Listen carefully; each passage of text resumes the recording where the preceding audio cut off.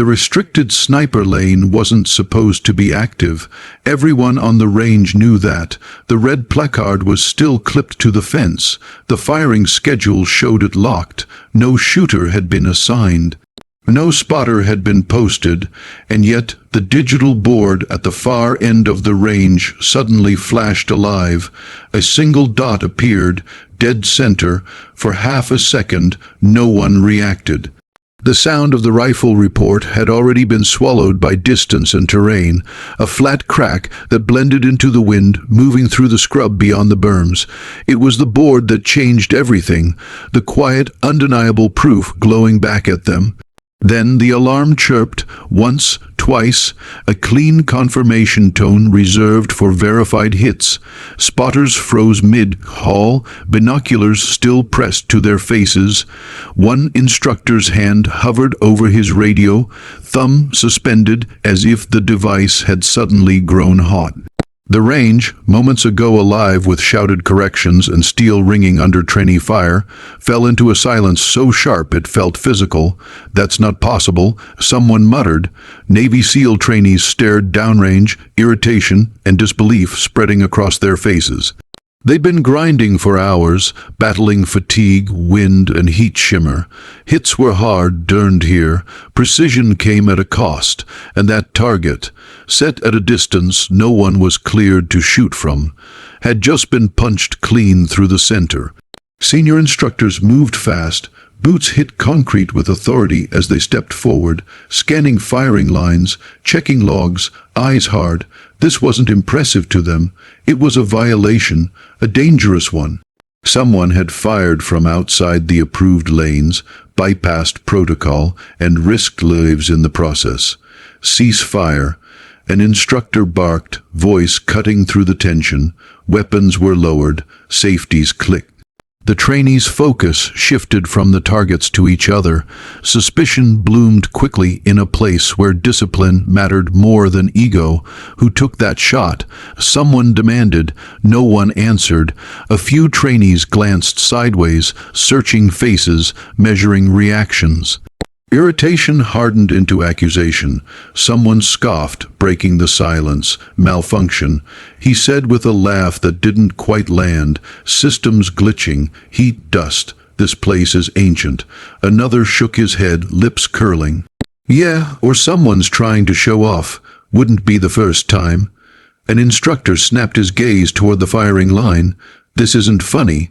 Whoever pulled that trigger is about to have a very bad day."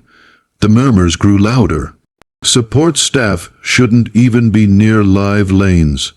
Probably some contractor screwing around. Stick to your job and leave the shooting to professionals." The words carried, sharp and careless, riding easily on the confidence of men who'd spent their lives being told they belonged exactly where they stood. That was when she stepped forward. She hadn't been part of the cluster around the firing line. She'd been off to the side, near the armory benches, blending into the background the way she always did. No rank insignia visible at a distance, no obvious authority, just another technician, issued gear worn smooth by use rather than display. The rifle rested easily in her hands, not cradled, not flaunted, balanced. She didn't rush, didn't raise her voice, didn't apologize. Her movements were economical, practiced, the kind that came from thousands of repetitions done when no one was watching. Her face showed no defiance, only calm, measured control, as if the chaos unfolding around her existed on a different frequency. For a heartbeat, no one noticed. Then someone laughed, seriously. A trainee said, disbelief dripping from his voice. The mockery sharpened instead of stopping. A few smirks spread.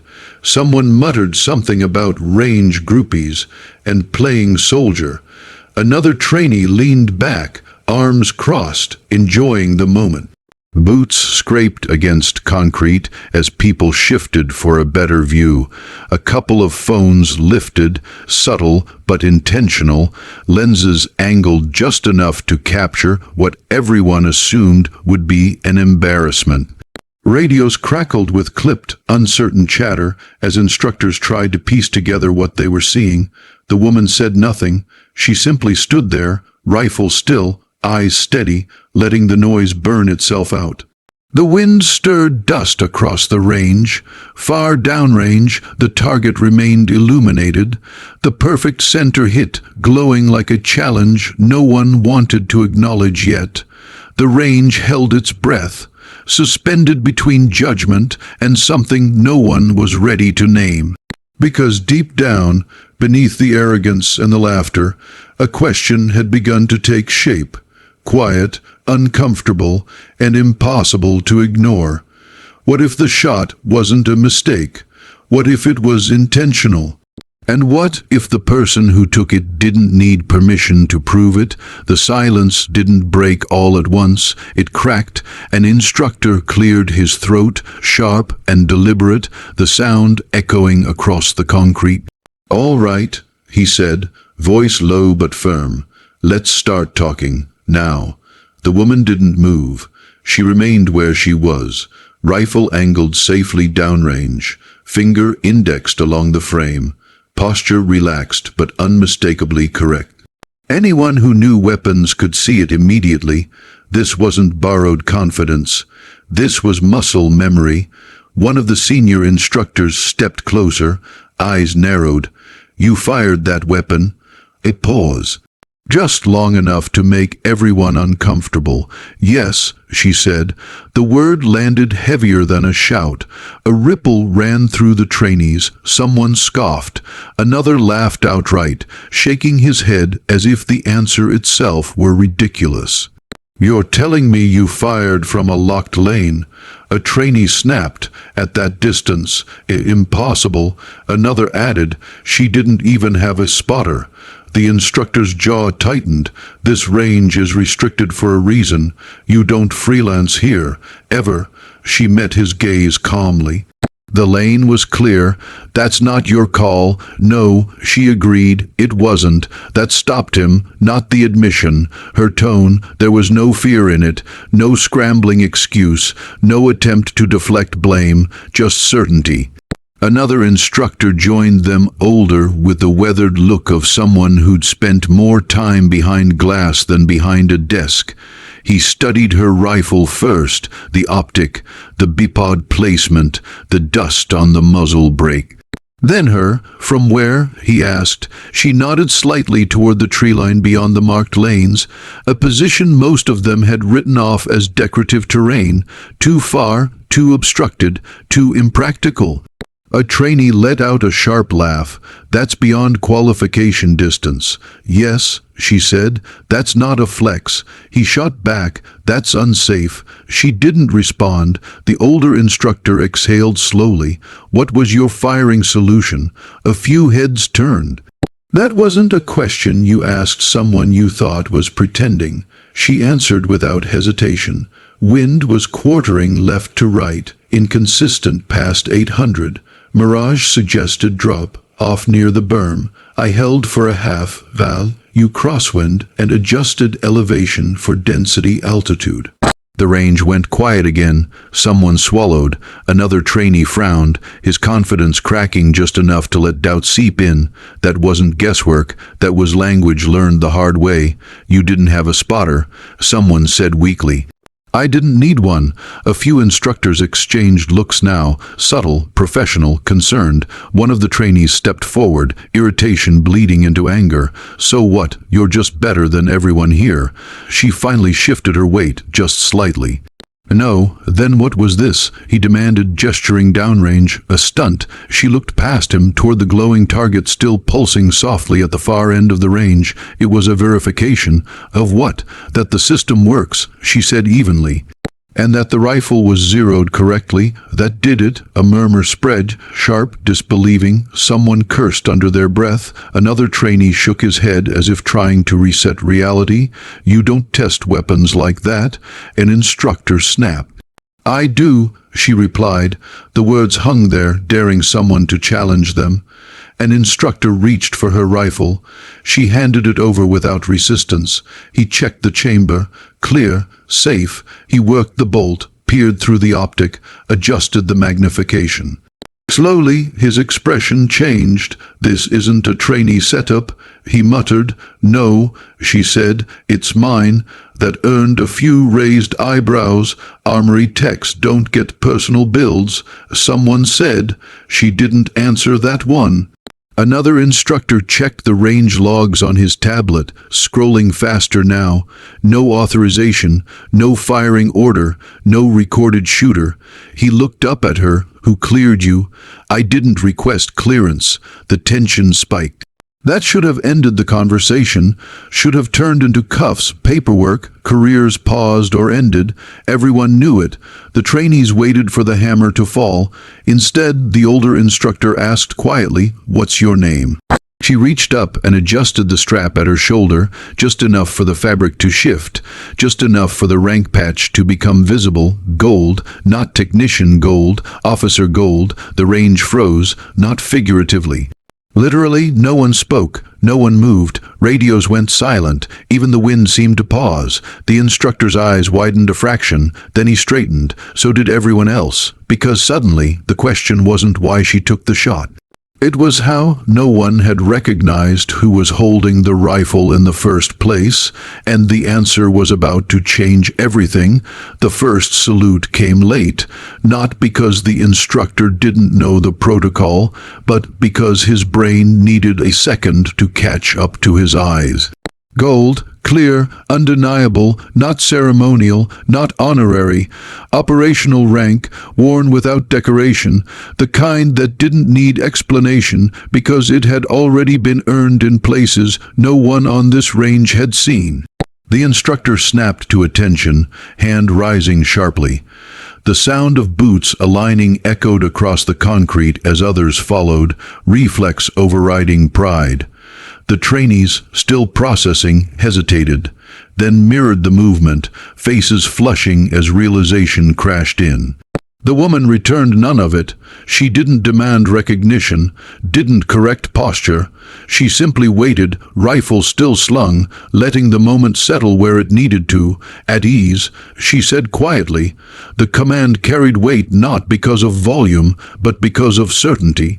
Bodies relaxed, arms lowered, eyes stayed fixed on her now, not mocking, not dismissive, respectful. The older instructor cleared his throat. "Ma'am, apologies, we were unaware." She nodded once. "That's intentional." A few brows furrowed. "I requested to observe unannounced," she continued.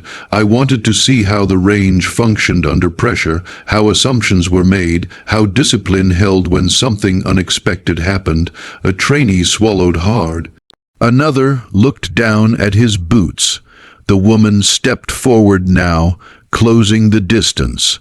Her presence shifted the air, not through intimidation, but through gravity. She'd walked into worse rooms than this.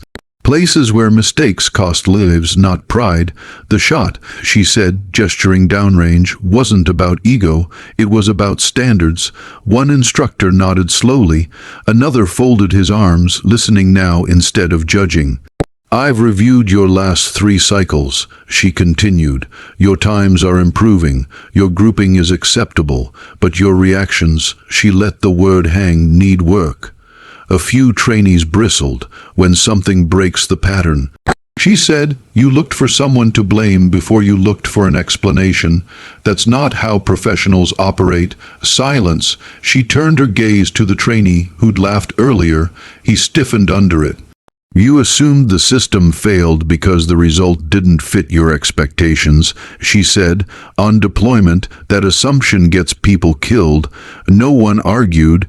An instructor spoke carefully. "Ma'am, with respect, why not announce yourself?" She met his eyes.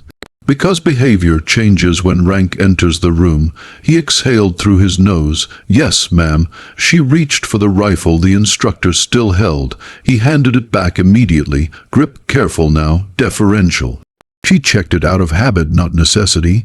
"This weapon was zeroed to my specifications," she said. "The range verified it. I verified the range." She looked at the trainees. "Some of you will be excellent operators, some of you won't. Skill isn't the deciding factor." She paused. "Humility is." The words landed harder than any reprimand. Phones that had been half raised earlier disappeared completely. No one wanted evidence of this moment floating around later. One trainee finally found his voice. "Ma'am, permission to speak freely." She considered him for a moment. "Granted. I was wrong," he said. The admission cost him visibly, about all of it. She studied his face, then nodded. "Learn from that. It's cheaper than learning the other way." The older instructor stepped forward. "Ma'am, may I ask your background?" A faint smile touched her lips. "Not humor, memory, long-range interdiction," she said. "Joint operations, places where you don't get a second shot. That was all." She turned back toward the firing line, reset the range, resumed training. No dramatic exit, no lingering speech. As she walked away, conversations didn't restart right away. The range felt different now. Sharper, quieter, like everyone had just realized the ground beneath them wasn't as solid as they thought. Behind her, the digital board finally dimmed, the perfect center hit fading from view, but the lesson didn't. Because long after the echo of the shot was gone, every person on that range would remember the moment they learned that the most dangerous assumptions are the quiet ones, and that sometimes the deadliest shooter in the room doesn't need to announce herself at all.